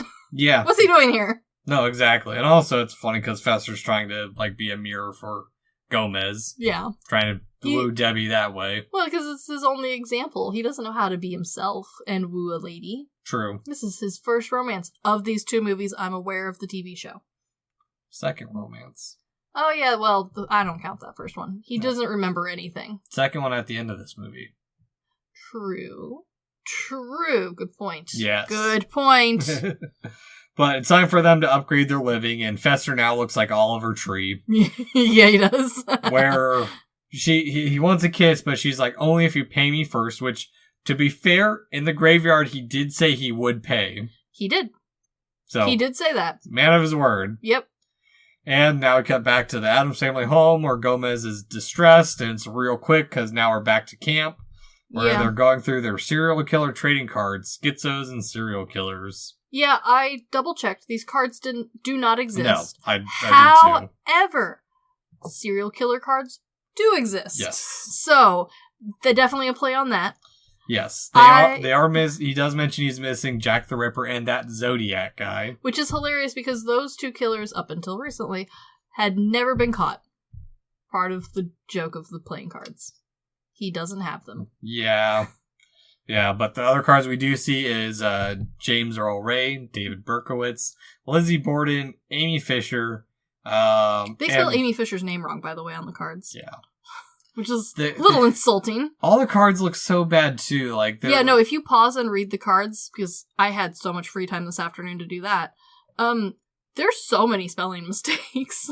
They're just, and they also just, like, they look like the cards that I would have taken, like, a heavier stock and printed on, and then cut them out by hand myself. Yeah, they definitely look very handmade, but honestly, I have seen some of the older trading cards, and, like, they do kind of look close enough, so I'll give it a pass.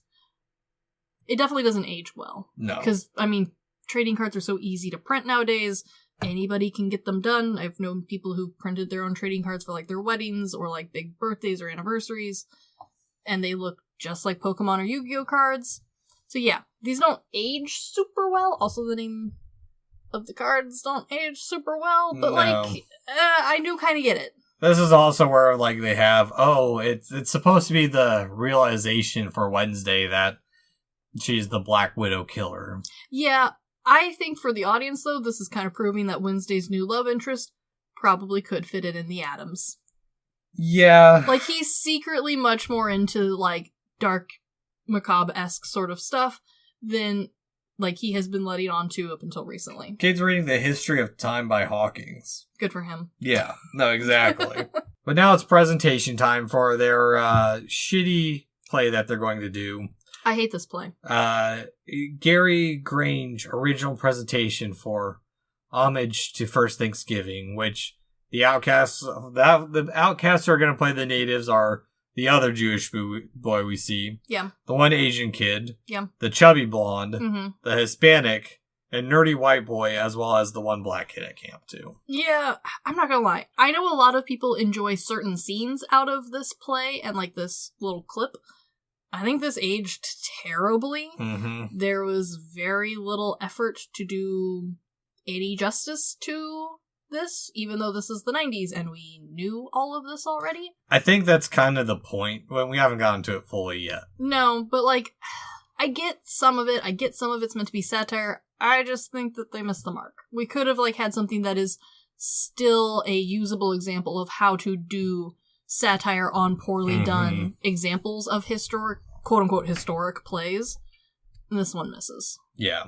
Which, when their outcast brunette Wednesday is now cast as Pocahontas. Which some people, when reviewing this film, did not understand why Wednesday is picked to be Pocahontas, other than the obvious, like, we need Wednesday to be the second person in the play because Addams Family movie. Because she has black hair? She has 2 pigtails.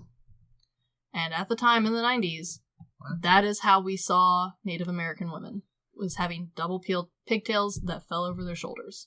It's dumb as shit. It is dumb as shit. It is a terrible reason, other than, like, the obvious reason of, like, this is a stupid movie and we need this for the stupid plot. But still, is bad choice. Yeah, it just distracts from everything because immediately we're back off to go visit Debbie and Fester, which, yes, like I mentioned earlier, this house is very much, once you get inside, the basic concept is the Addams Family house, just a little bit larger and white. Yeah, and again, like, could have been cool if we had had a more richly decorated Addams Family home, because then we could have had a very stark difference. Yeah. And it just kind of misses because both houses are kind of boring. Yeah, and I mean, we get an attempted reuse of the brotherly conflict of, remember when he took the twins away from you? It's like, no one gives a shit. This conflict doesn't work for this movie because it relies on you having to have seen the first movie. Which is arguably better. Yes. And also, like, Fester's such a wimp at this point, but, like, yes. Morticia, like, their whole thing is, like, she's like, oh, I can respect everything you've done, but really? Pastels? That I can't forgive. It's like, this movie's supposed to be about family, and this like, I know it's supposed to be dark, and no, it's supposed to be sitcom-y. It's not even that, though. I know, and part of the reason is because it's too long to be a sitcom. But also, like, a lot of these jokes miss partially because there's not a lot of setup for them. No. And the setup we do have is very brief. Yeah, it's a one-page comic. It is. Because immediately after this, we're off to the police, which does have kind of a funny moment with Nathan Lane in it. Oh, yeah. There's a lot of good cameos in this movie in general. Yeah, where he's like, he's holed up at the woman with this house. She keeps him captive, and they have sex all the time. He's like, oh, no, don't say it. Say it ain't so. Oh, no. Yeah. Yeah. No, like, the cameos in this movie are good in general. Yeah. But it just doesn't really add anything to the movie because it's so quick, and then we cut back to Debbie trying to get a passport, which is very does. I mean, we get it. She's trying to kill him and get away. Yeah, but also, like, we also are meant to believe that Debbie has done this multiple times. Debbie should already have a passport. Yeah, no, exactly. And immediately from here, we cut to rehearsal with a really bad song about eat me. Oh, the song. Okay, the only reason I personally find the song funny is I have had the privilege to, for many different reasons, whether or not I was in them, family members, or even family members are teaching said school plays and music renditions. I have seen many a bad, like, holiday-themed one. This one takes the cake. And that is saying something, because I have seen so many versions of bad children plays. This one is atrocious because it's too difficult for small children, but it's too easy for the age group they're currently at. Yeah, it's just dumb. It is dumb. Because, I mean, it's just supposed to set up that they're trying to make an example of them. Mm-hmm. Which, now we're back at the Harmony Hut with Disney Torture to the Sound of Music, Brady Bunch, and Annie, I think? Tomorrow. What's Annie? Okay. I do like Pugsley's little jab at, like, we're gonna escape again, and Pugsley's like, but it's Disney. Which, especially nowadays, that joke has aged really well, because now Disney owns fucking everything. And there is no escape. It's all Disney. I didn't catch that at all. But they get out of it with Wednesday forcing a smile, which... It looks like it hurts her, and I appreciate that effort. Yeah. Which, now we get the whole surprise that back at home, the baby crib is now white, the entire house is white, and Pubert is sickly blonde. Pubert is so... Like, both versions of Pubert are so fucking cute. Mm-hmm. And, like, I do appreciate... This is the level of contrast that I was hoping for when... Fester and Debbie's new home versus Addams Family old home. Pubert's nursery is the only room, other than maybe Gomez's office, that really do feel lavishly furnished. Arguably a little sparse. There's an awful lot of, like, empty space to make it feel grand and large. Yeah. But Pubert's room does a nice job of, like, giving stuff everywhere for you to kind of look at, and it's all themed really nicely. And so when we switch to, like, sweet normal Pubert's room, it looks so much more empty because it's all, like, just white and there's not as much to look at. Cutesy lambs and stuff. Yeah, and that's kind of the level of contrast I was hoping for other parts of this movie, for, like, normies versus Addams Family. Yeah, even, like, the job choices are pretty bad. Like, because when they go to Grandma, it's like, he could be a lawyer, an orthodontist, or president. It's like... Terrible choices. All of them liars. Yeah, no, it's just dumb. And it is. Honestly, it makes no sense because this one rift with Fester. In the first movie, Fester was gone for years. Oh yeah, no, Fester was gone for so long they thought him possibly dead. Yeah. No, like, it just doesn't fit with everything else that's going on. And it's short-lived because now it's time for the Thanksgiving Day play for a turkey named Brotherhood. Yeah, again, this movie seems to be taking place over a long period of time, but there's no real indication of that time passing. No. And it's inconsistent within its own self, so it's very confusing if you're actually trying to watch. Yeah, and all we get is a couple bad songs, and then now we're back to Debbie where she's practicing her sob story and setting up a bomb for their 3-week anniversary. No, we have a time frame here. You are wrong. We have a time frame. From when they got married. Yes. Mm-hmm. But they were quickly courting. Still. Well, I'm gonna say, I still think you're wrong. I think it's just I think what the Thanksgiving Day's purpose is for it to try and have some type of bite to its commentary, and it just fucking falls flat with the rest of the movie. Look, the only two actual sources of time that we get are Pubert's birth at the beginning of the film and Pubert's 1-year birthday at the end. And this movie does no effort to help you figure out when what is. I'm gonna still say it's summer camp. I think they want you to believe it's summer camp. I do not know a single psychopath on this planet that would do a Thanksgiving Day parade for the end of summer camp. The dipshit counselors. Because summer camp would end in August at the latest. It's a way for them to put down the people they don't like by making them the savages. Look, even in the 90s, there are other already established plays that were already terrible that they could have used instead. But they could have used them, but would it have been unoriginal? Yes. They could. There's so many themes that even in the 90s would have made more sense than fucking Thanksgiving. Yeah. No, it's... They could have gone with just Lewis and Clark in general. And that would have made more sense if they still wanted to use the, like, Native American nonsense. Yes, Pocahontas led Lewis and Clark across the West. We're gonna get to the inaccuracies of the history of this play in just a hot minute. Yes, because none of it's right. Yeah, because Fester's like, oh, is it a string, is it a dog toy, or is it a bomb? I do like that her bomb is the most Looney Tunes bomb ever to be created. It's awful. It looks like something straight out of the Acme Family factory, and I approve of that. Yeah, but now we're back to camp where savages are our guests. They don't use shampoo. I mean, neither do you. Are you kidding me? With those luscious locks? Of course she's using shampoo. Okay, so at the time when this play is supposed to be taking place, quote-unquote, in history, which is a whole different thing, the people coming over from the ship would definitely not have had anything to bathe with other than maybe some salty water if they're doing really well for themselves. So dry, crispy hair at best, oily disgustingness at worst, definitely with diseases. Yeah. A lot of diseases. Yeah. They would have... I do. They would have stunk so bad because at the time, too, where they were coming from in Europe, the common way to quote-unquote bathe yourself was to put a fat-based lard in your hair and then powder over it. That's how you got the hairstyles. Granted, these are supposed to be Puritans who followed a different trend set. They would not have powdered. They would have been greasy motherfuckers. Yes. No. On top of that, Try and catch me, King George. I'm slippery as a snake. Yeah, you would have been. You also would have been riddled with syphilis.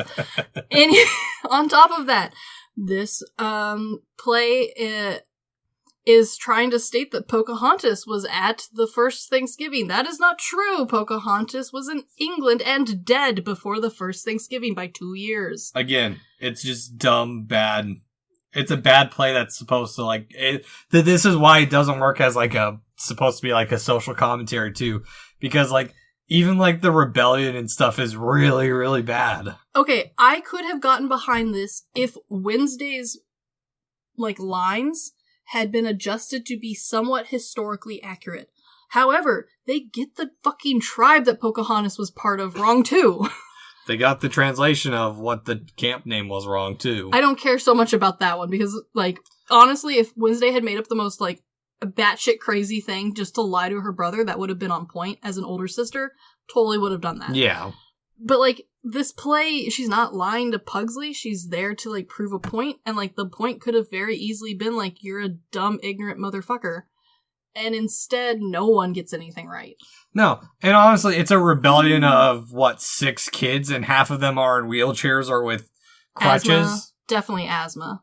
There's an audience of a bunch of adults. I do like that the audience, over half of them, were clearly directed to re-look at their play handout to see what act they were in, because, like, several of the parents stand up and then just immediately look down at the pamphlet they were given, which that's hilarious. This wasn't part of the program. Addams Family Logic says that, you know, honestly, Wednesday and Pugsley probably could have taken everyone down by themselves. Yeah. Like, it's Wednesday logic, fine, whatever.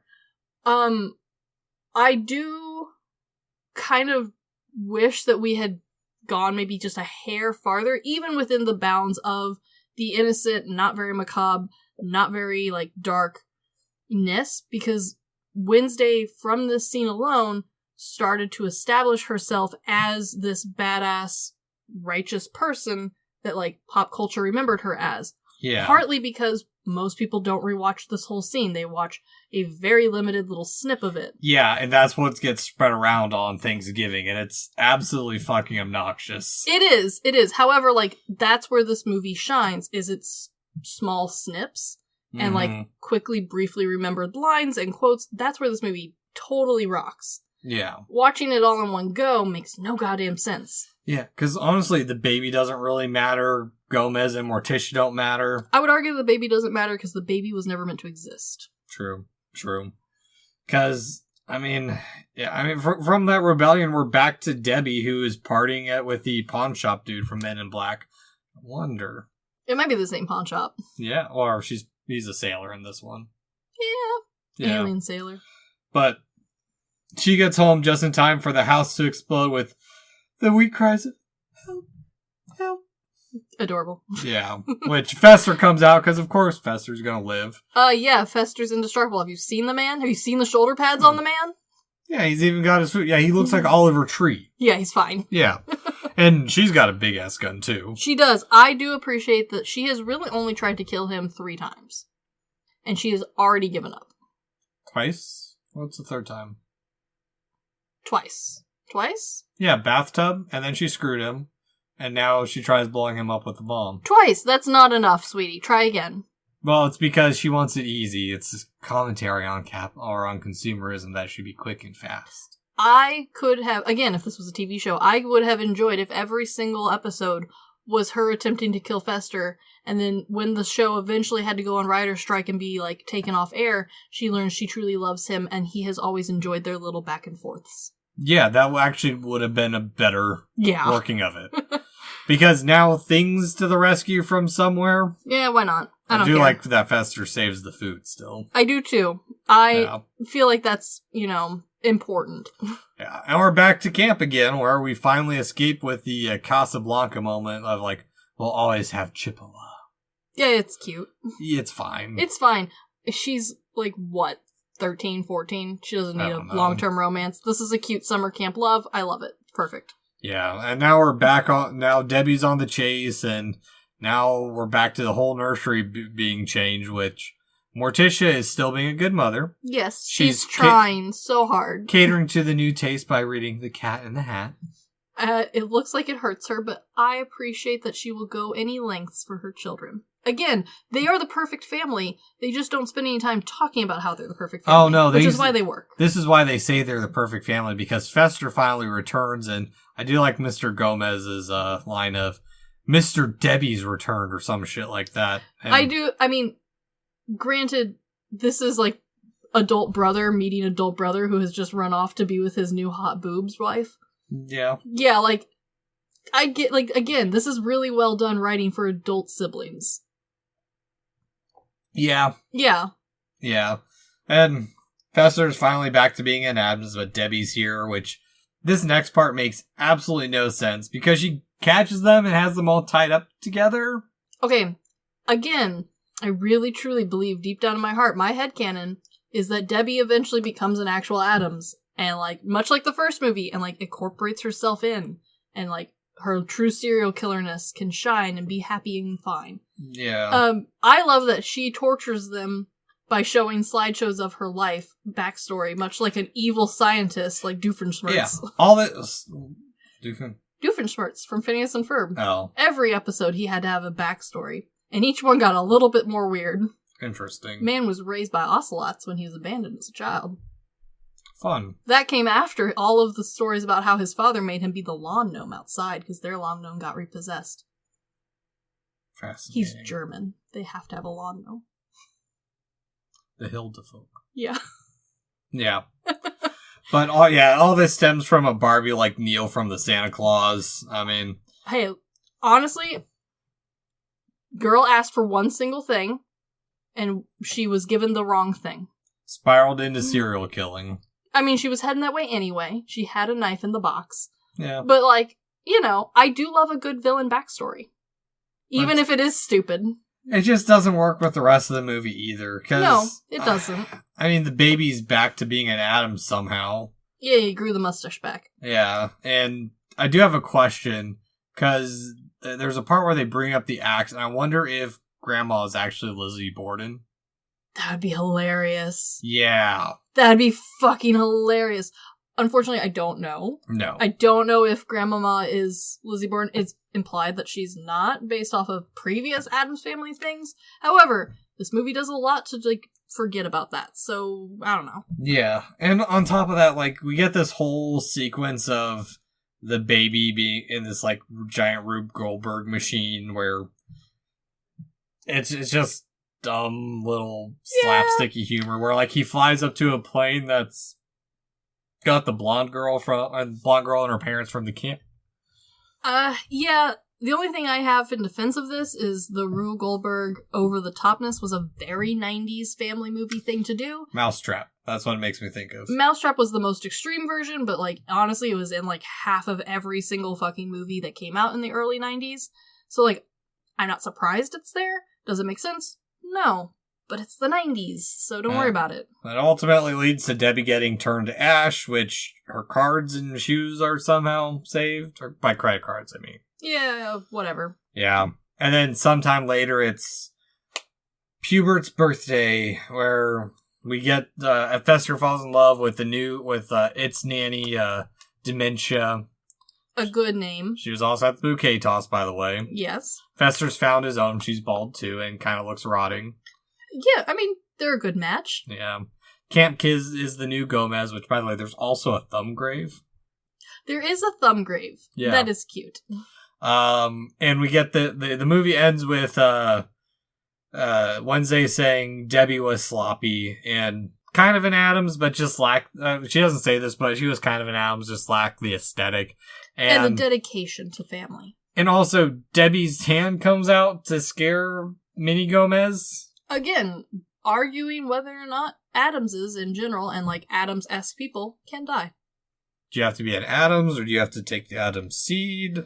Unclear. I do know that canonically, especially established in the first movie, is there are other families that are Addams Family adjacent, but are not technically Addams Family, and that is how we get around the whole inbreeding problem.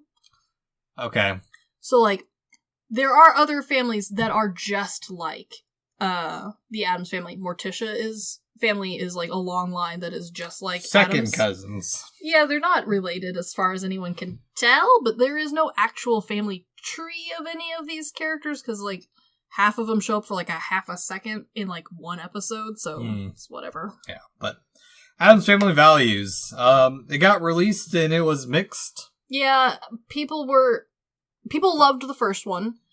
People went and saw the second one, and while it had some funny quirks and it was very 90s for the time period, most people didn't love it, at least in theaters and originally, as much as they loved the first one. Yeah, I mean, it spawned a few Super Nintendo games, a Game Boy Color game, novelization. Yeah, and which is kind of weird because, like, the first one was out only 2 years before this, and as far as I can tell, that one didn't spin off nearly as much stuff as the second one did. Yeah, it just...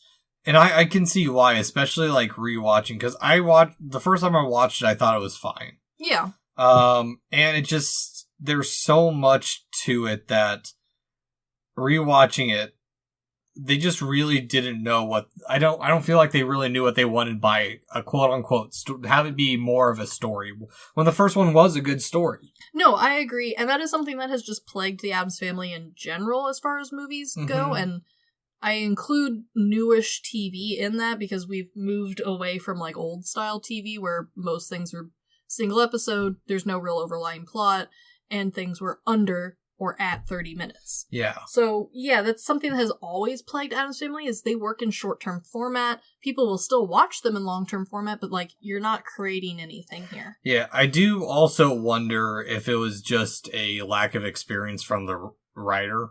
I would say that this could have been better with more experienced writing and directing. However, I don't think it would have, like, changed everything. Or had the right style to it. Because the first Addams Family, one of the writers for it, Carolyn Thompson, did the story and screenplay for Edward Scissorhands. Yeah. Later, The Nightmare Before Christmas, Corpse Bride, and Larry Wilson, the other co-writer, wrote Beetlejuice. Yeah, and I mean, story-wise, All of those are incredible examples. Yeah, of they're all story within writing. that family. Also of note, he wrote The Little Vampire. I loved The Little Vampire. It's garbage. Yes, there's also a 2017 animated remake that I didn't know about. I am aware of it. It is not as cute as the first one, mostly because that little boy is really hard to replace with an animated character. Yeah.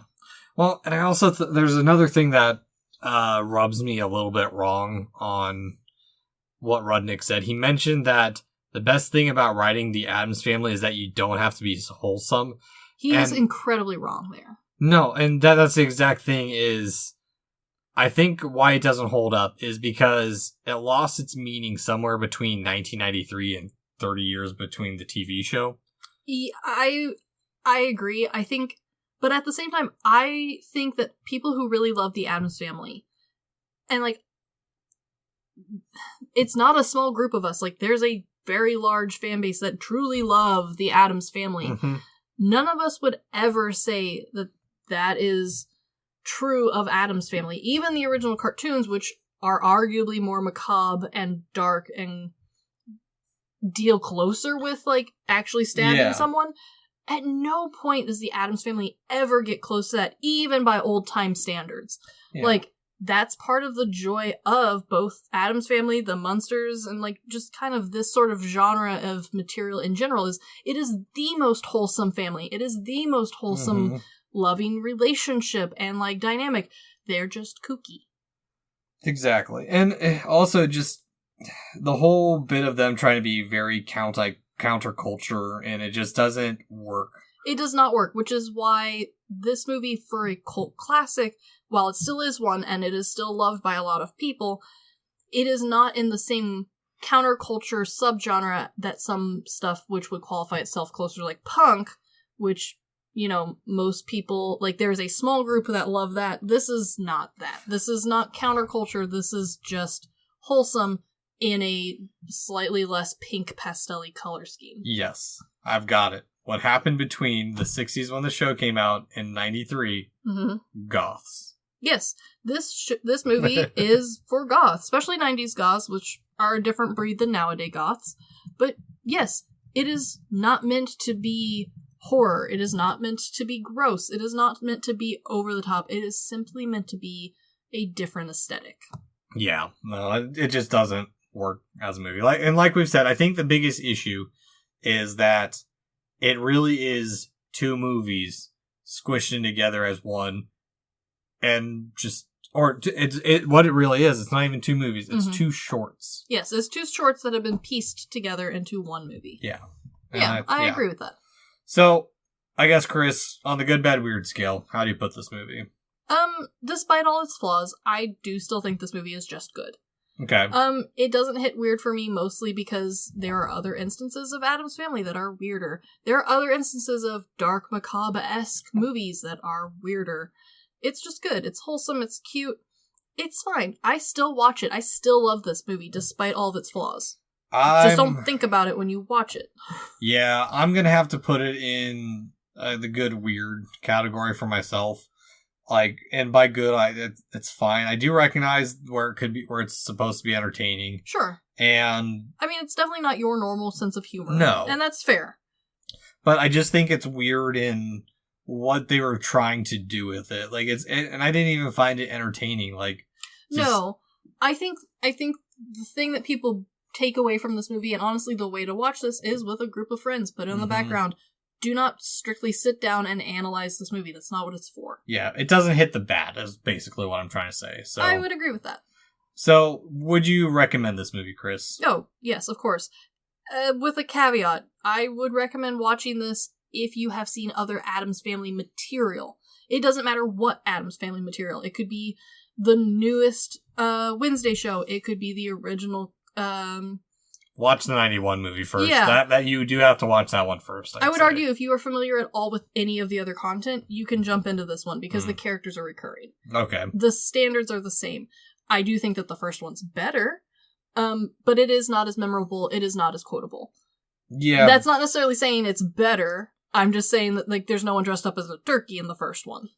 Yeah. I don't think I can really recommend this movie, to be honest. It's fine. There's so much Addams Family content out there. There is something better.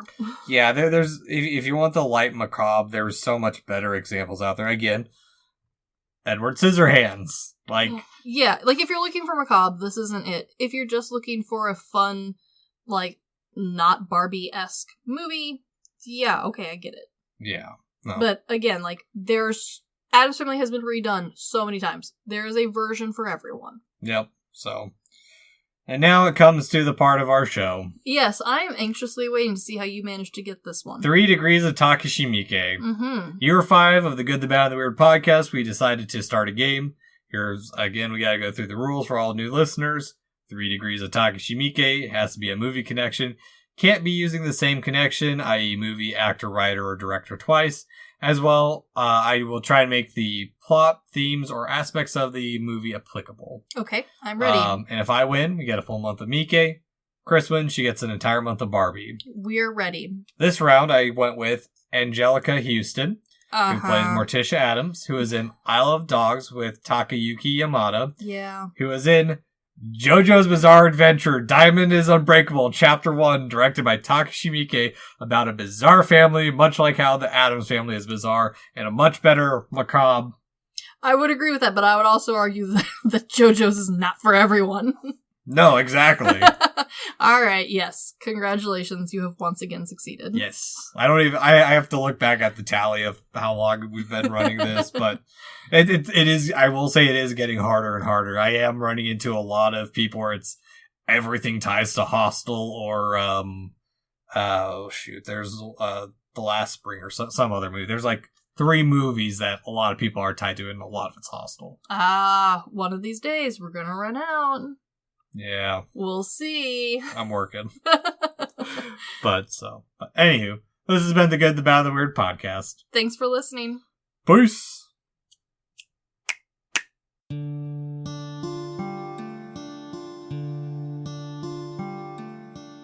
Thank you for stopping by this here town of the Good, the Bad, and the Weird. We appreciate your listenership, and if you want more of our takes in your life, feel free to check us out on social media at The Good, the Bad, and the Weird Podcast, or TGTBTW for short. As well, if we missed a fact, your favorite part of a movie, or just have a suggestion and want to reach out and say howdy, feel free to email us at tgtbtwpodcast@gmail.com. And feel free to join our Discord at The Good, the Bad, and the Weird Podcast, where we talk about movies, just share random banter here and there. And always, check out our podcasters, streamers, or any other content creator we shout out in our episodes. We really appreciate it. And as always, thank you for listening. Peace.